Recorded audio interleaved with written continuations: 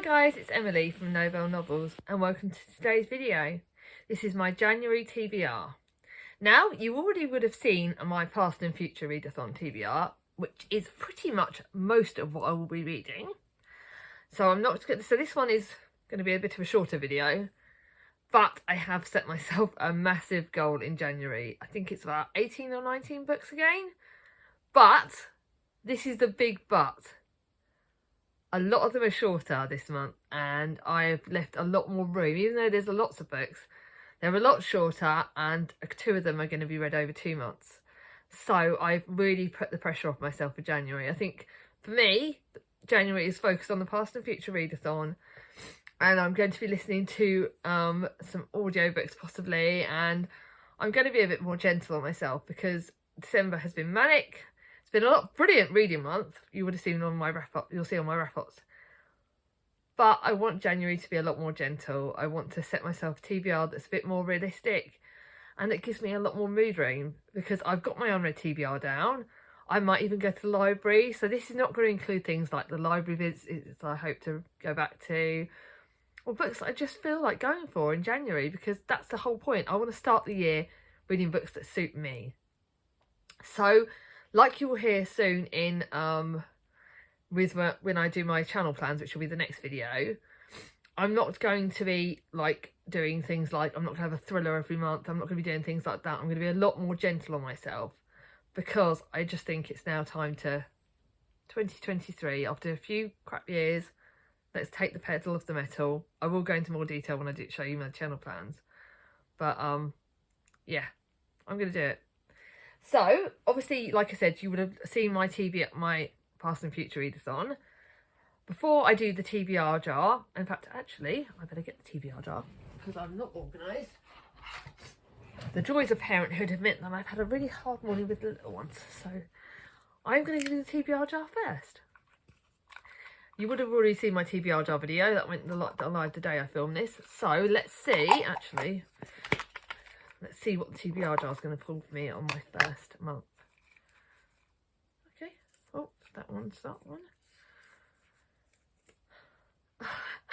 It's actually pulled out the book that's been on my that's been on the TBR jar from last year.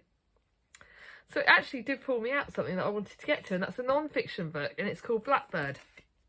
And it's by Jennifer Luck. So it was actually a book that was on my TBR jar, in my TBR jar for 2022, and I never got to it. So I've got to it now. And this is about an ordinary girl growing up in the 1970s. Extraordinary circumstances of a childhood lost and found. That looks really good.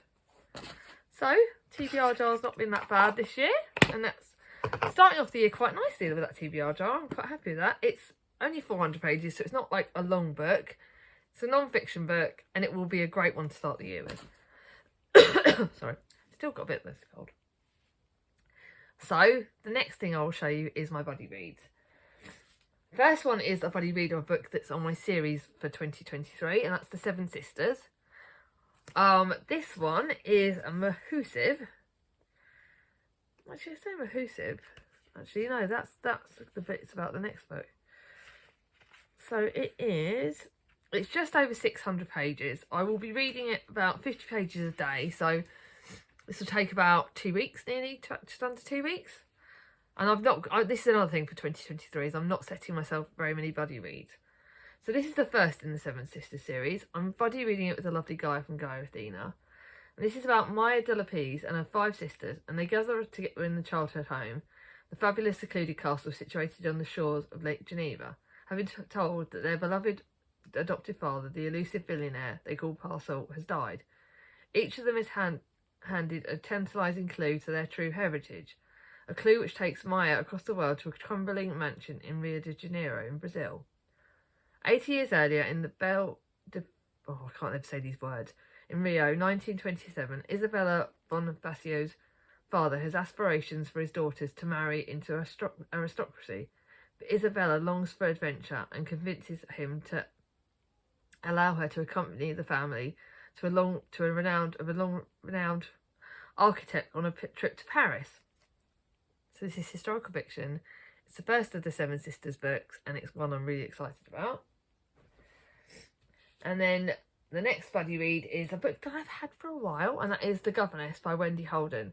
And this is actually quite apt because it's about, this is set in 1933, and Marion Crawford is the governess, arrives as the governess for Princess Elizabeth and Margaret, so the late Queen and her sister.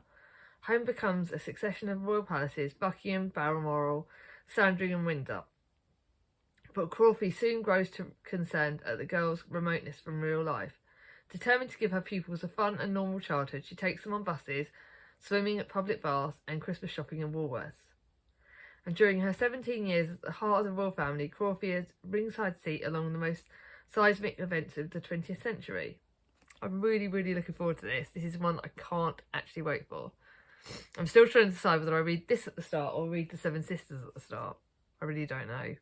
But this is the one that kind of grabs me. I'm reading it with Gemma, who was previously Read a Book Gem, and I can't wait. This is just what I need to start the year with. I think I'm actually going to start the year with that one and then read Seven Sisters in the last 2 weeks. Yeah. And then my Dickens book for January and February is Nicholas Nickleby. Now, again, 700 odd pages. 750... 770 pages. I'm reading it over 2 months. I did sneaky peek. I'm really struggling with Bleak House. So what I've decided is, even though I've got the Dickens project and I want to do it, this is one that kind of decides if I read it, if I carry on my project, because I'm really struggling on whether I have to postpone it a bit. Because, yeah, this is about Mr. I don't want to know too much, but this is about apparently the Wackford Squeers and his sister family, the delightful Mrs. Nickleby, taking in the eccentric Crumbles. This one does actually look really good. This one's kind of jumping out at me, but I think what I'm going to do is I'm going to read it differently. I'm going to split it in half and then read it in like 100 pages a week and do it like in one big bulk rather than 50 pages a day, because that didn't work and that's not worked. So I'm going to try a different way of reading it and hope I get on better with it. This is the decider. And then my Tudor-along book for January and February is Catherine Howard, who was the Tainted Queen. Again, this is not long at all. This is literally 400 pages, so that's 200 pages a month, and I can smash that easily. And Catherine Howard to me is the naughty queen, and I'm really, really intrigued. So, yeah, I really hope I like this. I'm loving the Tudor along, and it's going to be really good. Now to another series book that I'm reading for my sister Charlie and Charles Heathcote are reading Our Doris. So it's like another read because this is a short and sweet book. It's the first in the Our Doris series. Charlie and Charlie are hosting it. This is the third time I've read Our Doris and I love it every time. It is a book that makes a smile to my face. I will link both Charlie's channels below. Please, if you've not bought Our Doris, buy it. It's amazing. It will cheer you up and it's the perfect book to start the year with. Then another one to start the year with, I probably will start the year literally with this, and this is The Party Crasher by Sophie Kinsella, because it's about a party. I don't really do parties in New Year now because I'm old and I'm a mum, but this is on my winter books to read in the winter, and this is about Effie, who's still not over her parents splitting up over a year ago, and her dad and his new girlfriend, they're having this party, and she crashes it, and it looks really good fun, and just a fun book is what I need. Then another book that's on my winter books list is Kristin Hannah's The Winter Garden. Apparently this is very emotional. I love Kristin Hannah's books. I'm pretty much trying to make sure I've got all of them. Sneaky peek that I am expecting that unless a miracle happens, Four Winds will be in my favourites of the year. So this I'm starting off with the author of one of my other favourites, and this is about sisters Meredith and Nina Whitson, who are as different as sisters can be, and I don't want to know too much. I'm really, really excited about The Winter Garden. Everyone that's read it said they loved it. It's very, very hard-hitting because some of it is set in war-torn Leningrad and some of it's set in modern-day Alaska. It's winter, it's emotional, it's about sisters. I don't need any more. That's going to be perfect. The next two books are finally two books you wouldn't have really seen. First one is the Adrian Callbride by Joanna Hickson. And this is her passion would launch the Tudor dynasty. When her first child is tragically stillborn, the young Mette is pressed into service as a wet nurse at the court of the mad king Charles VI of France. Her young child is the Princess Catherine de Valois, caught up in the turbulence and chaos of life in court. Mette and the child form a bond, and one that transcends Mette's lowly position. But as Catherine approaches the womanhood, her unique position seals her fate as a pawn between two powerful dynasties. This looks really, really good. I love Joanna Hickson's books, and I'm really, really looking forward to this. And then lastly, a good old wartime book, and that is Wartime Friends by Margaret Dickinson. My mum gave me this, and it's one I'm really, really looking forward to. It's set over in wartime England. It's about two brave young women, and it's about friendships. And I nearly read it in December because I forgot I'd put it on my January TBR. I love Margaret Dickinson's books. They are wartime at their best, and it's really, really good fun. So yeah, I'm really looking forward to this. I don't really want to know too much.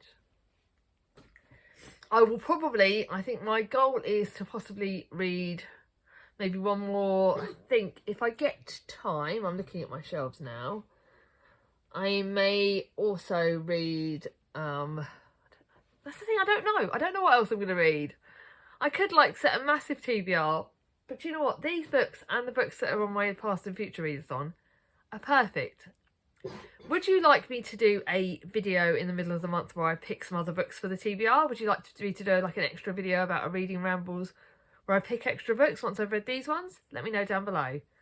Are there any of the books that are on this TBR you really think I should push up and read at the start, or any you want to read with me again? Let me know down below. If you like this video, give it a thumbs up. If you're new to my channel and not subscribed yet, ring on my ding-a-ling, and I'll see you all soon. Bye bye.